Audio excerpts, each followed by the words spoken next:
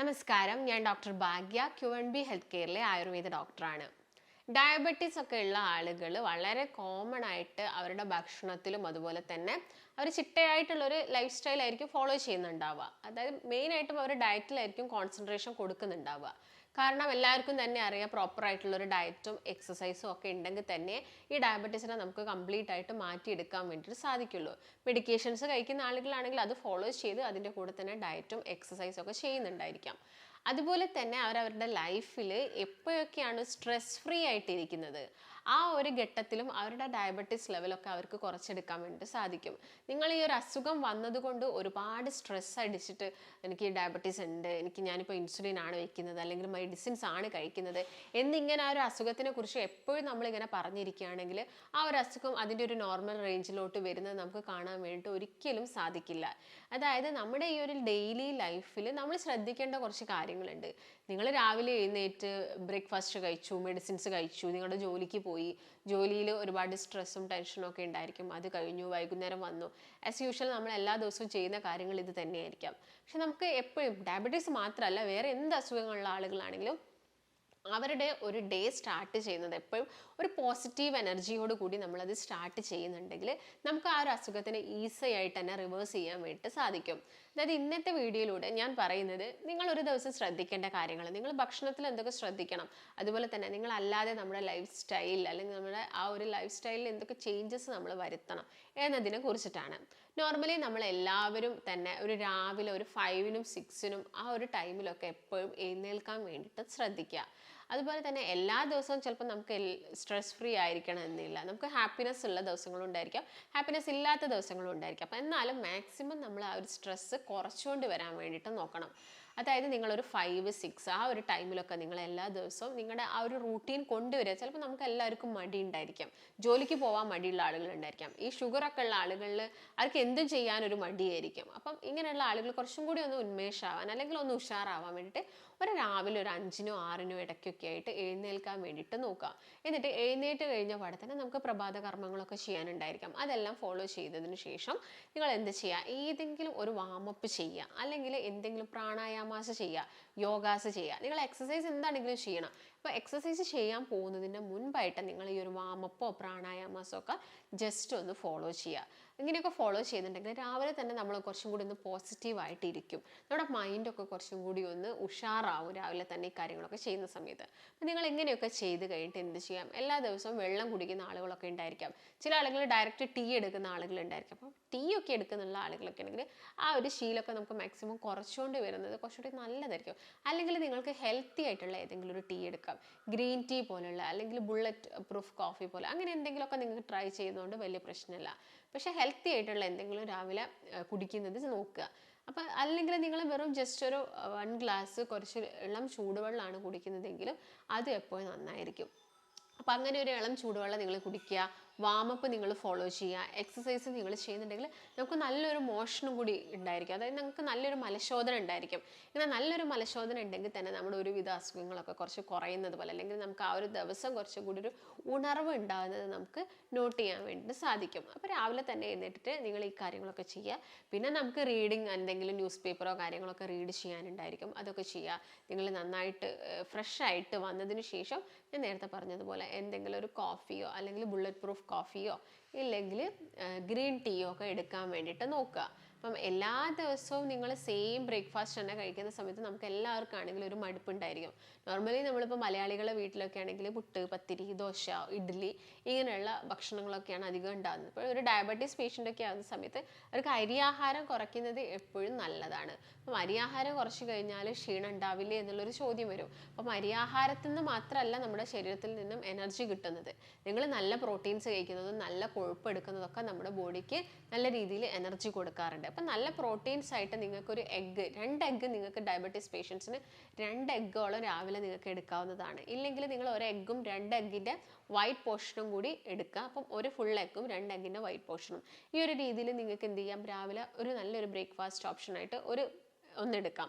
പിന്നെ നിങ്ങൾക്ക് ഇതിൻ്റെ കൂടെ എന്ത് ചെയ്യാം, നന്നായിട്ട് സാലഡ്സ് എടുക്കാം. കുക്കുംബർ, ഓനിയന്, ക്യാരറ്റ് അമിതമായിട്ട് കഴിക്കുന്നില്ലെങ്കിലും നിങ്ങൾക്ക് ചെറിയൊരു പോർഷനിൽ ക്യാരറ്റ് നിങ്ങളുടെ സാലഡ്സിൽ മാക്സിമം ഇൻക്ലൂഡ് ചെയ്യാം.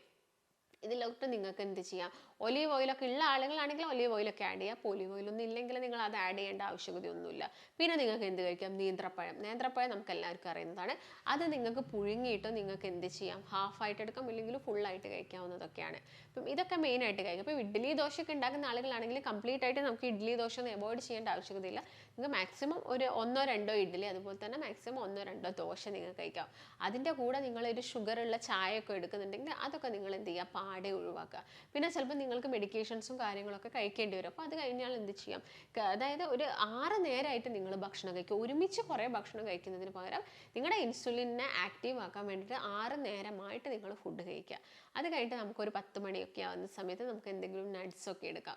പിന്നെ നമുക്ക് കഴിക്കാൻ പറ്റുന്ന ഒന്നാണ് ഒരു പ്രോബയോട്ടിക്സ് നമുക്ക് എടുക്കാവുന്നതാണ്. അപ്പം പ്രോബയോട്ടിക്സ് എടുക്കുക. ഇല്ലെങ്കിൽ നിങ്ങൾക്ക് ആ ഒരു സമയത്ത് നിങ്ങൾക്ക് എന്തെങ്കിലും ഫ്രൂട്ട്സ് കഴിക്കണമെങ്കിൽ വളരെ മധുരം കുറഞ്ഞ ഏതെങ്കിലും ഫ്രൂട്ട്സ് നിങ്ങൾക്ക് കട്ട് ചെയ്തിട്ട് ആ ഒരു 11 മണി സമയത്തൊക്കെ എടുക്കാം. ഉച്ചയ്ക്കൊക്കെ ആവുന്ന സമയത്ത് വളരെ ലൈറ്റായിട്ട് നമുക്ക് എടുക്കാൻ പാടുള്ളൂ, അമിതമായിട്ട് നമ്മൾ കഴിക്കേണ്ട, പ്രത്യേകിച്ച് ഷുഗർ പേഷ്യൻസ്. അപ്പോൾ അങ്ങനെ ഉണ്ടാകുന്ന സമയത്ത് ചെറിയൊരു കപ്പിൽ നിങ്ങൾ എന്തെടുത്താൽ മതി, ചോറ് കഴിച്ചാൽ മതി. അപ്പം അതും ബ്രൗൺ റൈസ് ആയിരിക്കുന്നതായിരിക്കും ഉത്തമം എന്ന് പറയുന്നത്. പിന്നെ നിങ്ങൾക്ക് നല്ല മത്സ്യങ്ങൾ കഴിക്കാം. മത്സ്യങ്ങൾ കഴിക്കുന്നത് കൊണ്ടൊന്നും ഷുഗർ കൂടില്ല. നമ്മുടെ ബോഡിയിൽ omega-3 ഫാറ്റി ആസിഡ്സ് അത്യാവശ്യമാണ്.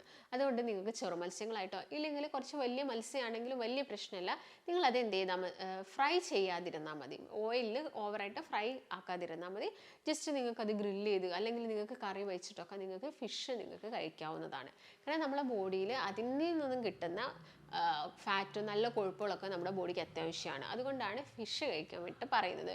പിന്നെ നന്നായിട്ട് തോരൻ കഴിക്കുക. ഏത് തോരനാണെങ്കിലും നല്ല രീതിയിൽ ഇലക്കറി കൊണ്ടാണെങ്കിലും അല്ലെങ്കിൽ പയറാണെങ്കിലും ക്യാബേജ് ആണെങ്കിലും കോളിഫ്ലവർ ആണെങ്കിലും ഒക്കെ നിങ്ങളെ ആ ഒരു ഡയറ്റിൽ ഇൻക്ലൂഡ് ചെയ്യാൻ വേണ്ടിയിട്ട് പ്രത്യേകം ശ്രദ്ധിക്കാം.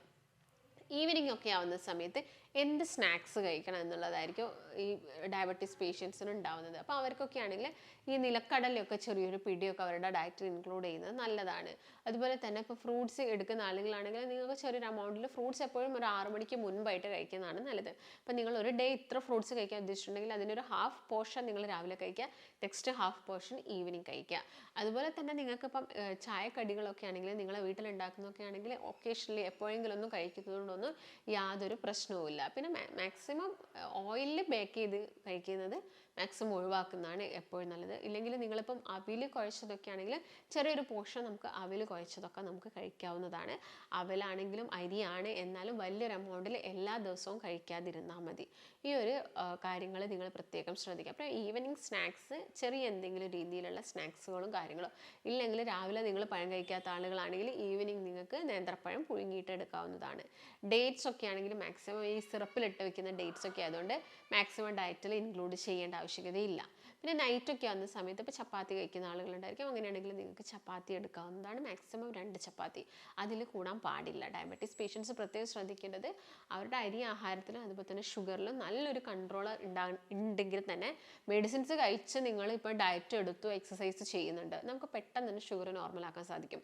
എന്നിട്ട് നമുക്ക് മെഡിസിൻസ് എന്ത് ചെയ്യാം, ഒഴിവാക്കാൻ വേണ്ടിയിട്ടും പറ്റും. അപ്പം ആദ്യത്തെ നാളുകളിൽ പെട്ടെന്ന് നമുക്ക് മെഡിസിൻസ് ഒഴിവാക്കുന്ന സമയത്ത് നിങ്ങളൊരു ഡോക്ടറിൻ്റെ നിർദ്ദേശം ഇല്ലാതെ ഒരിക്കലും നിങ്ങളെ മെഡിസിൻസ് സ്റ്റോപ്പ് ചെയ്യാൻ പാടില്ല.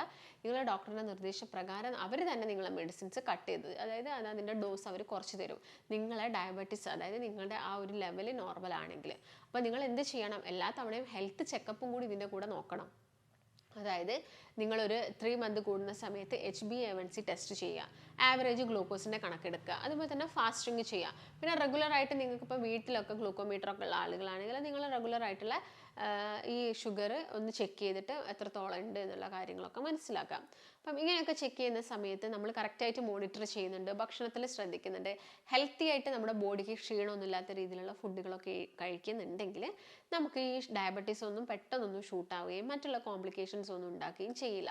നമ്മളിതൊന്നും ശ്രദ്ധിക്കാതെ പോകുന്ന സമയത്താണ് ഈ റീനൽ കംപ്ലയിൻസ് വരുന്നതും കണ്ണിൻ്റെ കാഴ്ചശക്തി കുറയുന്നതും തരിപ്പ് പോലെയുള്ള പ്രശ്നങ്ങൾ വരുന്നത്, ജോയിൻറ്റ് പെയിൻസ് വരുന്നത് ആളുകളിൽ. ഇങ്ങനെയുള്ള കംപ്ലയിൻസ് ഒക്കെ നമ്മൾ ഈ ഷുഗറിനെ നെവർ മൈൻഡ് ആയിട്ട് കാണുന്നതുകൊണ്ടാണ്. നമ്മൾ ശ്രദ്ധിക്കണം. കാരണം ഷുഗർ കൂടി കഴിഞ്ഞാൽ അതിൻ്റെ കോംപ്ലിക്കേഷൻസ് എന്ന് പറയുന്നത് ഞാൻ ഈ പറഞ്ഞ 3 മെയിനായിട്ട് നമുക്ക് പറയാൻ പറ്റും. പിന്നെയും ഒരുപാട് ബുദ്ധിമുട്ടുകൾ ആളുകളിൽ വരും. അവരിൽ പെട്ടെന്ന് കൊളസ്ട്രോൾ കൂടാനും മെറ്റബോളിക് സിൻഡ്രോംസ് ആയിട്ട് ഇൻസുലിൻ റെസിസ്റ്റൻസ് വരാനും വെയിറ്റ് കൂടാനും എല്ലാം ഫാറ്റി ലിവർ വരാനൊക്കെ ഒക്കെ ഉള്ള ചാൻസസ് ഉണ്ട്. അമിതമായിട്ട് ഷുഗർ കൂടുമ്പോൾ ലിവറിന് ചുറ്റും കൊഴുപ്പ് അടിഞ്ഞുകൂടാം. അതിൻ്റെ ഭാഗമായിട്ടും അസുഖങ്ങൾ വരാനുള്ള ചാൻസസ് കൂടുതലാണ്. അപ്പം മെയിനായിട്ടും ഈ കാര്യങ്ങളൊക്കെ ശ്രദ്ധിക്കുക. പിന്നെ നിങ്ങളുടെ ലൈഫിൽ എപ്പോഴും നമുക്കൊരു ടെൻഷൻ ഉണ്ടെങ്കിൽ, അല്ലെങ്കിൽ നിങ്ങൾ എപ്പോഴും സ്ട്രെസ്ഡ് ആണെങ്കിൽ നിങ്ങളുടെ ഈ ഒരു അസുഖം കംപ്ലീറ്റ് ആയിട്ട് കുറയാനൊക്കെ ഭയങ്കര ബുദ്ധിമുട്ടായിരിക്കും. നമുക്ക് എപ്പോഴും മെഡിസിൻസ് കഴിച്ചുകൊണ്ട് ഇങ്ങനെ ഇരിക്കാൻ പറ്റില്ലല്ലോ. അതിൻ്റെ ഭാഗമായിട്ട് നമ്മുടെ ബോഡിയിൽ പ്രശ്നങ്ങളുണ്ടാവും. അപ്പം മാക്സിമം നമ്മൾ എന്ത് ചെയ്യുക, ഹാപ്പി ആയിട്ട് ഇരിക്കാൻ വേണ്ടിയിട്ട് നോക്കുക. നമ്മൾ ഇപ്പോഴത്തെ ഒരു ബിസി ലൈഫ് എന്ന് വെച്ചാൽ മാക്സിമം ഫുഡുകളൊക്കെ ഹോട്ടലിൽ നിന്ന് കഴിക്കുക, നമ്മൾ കൂടുതലും നമ്മൾ ജോലി ചെയ്യുക, പൈസ ഉണ്ടാക്കുക, അങ്ങനെയുള്ളൊരു തിങ്കിങ് നമ്മുടെ ഇടയിൽ എല്ലാവർക്കും ഉള്ളതുകൊണ്ട് തന്നെ നമ്മുടെ ലൈഫിനെ കുറിച്ച്, നമ്മുടെ ആരോഗ്യത്തെക്കുറിച്ചൊക്കെ മറന്നു പോവുകയാണ്. അതിൻ്റെ ഭാഗമായിട്ട് നമ്മളിങ്ങനെ റണ്ണിങ് ഫുൾ ടൈം ഓട്ടമാണ്. നമ്മുടെ ബോഡിക്ക് നമ്മളൊരു റെസ്റ്റ് കൊടുക്കുന്നില്ല, അല്ലെങ്കിൽ നമ്മുടെ ബോഡിയെ ഒന്ന് റെജുവിനേറ്റ് ചെയ്യാൻ വേണ്ടിയിട്ട് നമ്മളൊരു ടൈം സ്പെൻഡ് ഒന്നും ചെയ്യുന്നില്ല. അതിൻ്റെ ഭാഗമായിട്ടാണ് ഒരുവിധം അസുഖങ്ങളൊക്കെ ഇന്ന് ആളുകൾ കണ്ടുവരുന്നത്. അപ്പം ഈ ശീലങ്ങളൊക്കെ നിങ്ങളൊക്കെ ഒന്ന് കുറച്ചെടുത്തിട്ട് കുറച്ചും കൂടി ഒന്ന് റിലാക്സ്ഡ് ആയിട്ടുള്ള ഒരു മൈൻഡും ഹെൽത്തും പിന്നെ ബോഡിയൊക്കെ കൊണ്ടുപോവുകയാണെങ്കിൽ നമുക്ക് നല്ലൊരു ആരോഗ്യമൊക്കെ കിട്ടും. നമുക്ക് ഒരുപാട് അസുഖങ്ങൾ കുറച്ചെടുക്കാൻ സാധിക്കും. ഒരുപാട് മെഡിസിൻസ് കഴിക്കുന്നത് ഒഴിവാക്കാൻ വേണ്ടിയിട്ടും സാധിക്കും. അപ്പോൾ മെയിനായിട്ട് ഡയബറ്റീസ് പേഷ്യൻസ് എന്ന് പറയുന്നത് എപ്പോഴും ഒരു ഡയറ്റിലും ഒരു മരുന്നിലും മാത്രം ഡിപ്പെൻഡ് ആയിട്ട് പോകരുത്. അവരുടെ മൈൻഡും എല്ലാം തന്നെ നിങ്ങൾ സ്ട്രെസ് ഫ്രീ ആയിട്ടൊക്കെ നിങ്ങളൊരു ലൈഫ് ലീഡ് ചെയ്യാൻ വേണ്ടിയിട്ടൊക്കെ പ്രത്യേകം ശ്രദ്ധിക്കണം. അപ്പോൾ നിങ്ങൾക്ക് ഡയബറ്റീസ് ഒക്കെ വന്ന് ഒരുപാട് ബുദ്ധിമുട്ടും കാര്യങ്ങളൊക്കെ ഉള്ള ആളുകളാണെങ്കിൽ നമ്മുടെ ആയുർവേദത്തിലൊക്കെ ഒരുപാട് മെഡിക്കേഷൻസ് ഒക്കെ ഡയബറ്റീസിന് അവൈലബിൾ ആണ്. നമുക്കത് മാറ്റിയെടുക്കാൻ വേണ്ടിയിട്ടും സാധിക്കും. പ്രോപ്പറായിട്ടുള്ള ഒരു ഡയറ്റും നമ്മൾ കൊടുക്കുന്നുണ്ട്. അപ്പോൾ നിങ്ങൾക്ക് ഇതിനെക്കുറിച്ചിട്ടുള്ള ഡൗട്ടോ കാര്യങ്ങളൊക്കെ ഉണ്ടെങ്കിൽ നിങ്ങൾ താഴെ കാണുന്ന നമ്പറിൽ കോൺടാക്ട് ചെയ്യുക. നമുക്ക് മറ്റൊരു നല്ല ഹെൽത്ത് ടോപ്പിക് വെച്ച് വീണ്ടും